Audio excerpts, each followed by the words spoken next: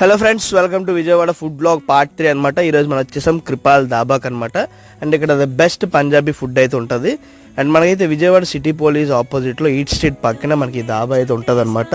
And Punjabi dhaba ఇది. So మీ night అయింది ఏం తిందామని ఎత్తుక్కుంటూ వెళ్తే మాకైతే తందూరి రోటీ తినాలనిపించింది. సో మాకైతే నైట్ జర్నీ ఉంది, ఇంకా మేమైతే ఇది ప్రిఫర్ చేసాం అనమాట. సో మనకి బొగ్గుల్లో ఎర్రగా ఆ బొగ్గుల్లో కాల్చేసి చక్కగా మనకైతే తందూరి రోటీని తయారు చేస్తున్నారు. చూస్తుంటేనే నోరైతే ఊరిపోతుంది అనమాట. ఇంకా మనకి ఐటమ్స్ వచ్చేసరికి veg curries, non veg curries అన్నీ ఉంటాయన్నమాట. అండ్ మనమైతే పన్నీర్ కర్రీ చెప్పాం అనమాట.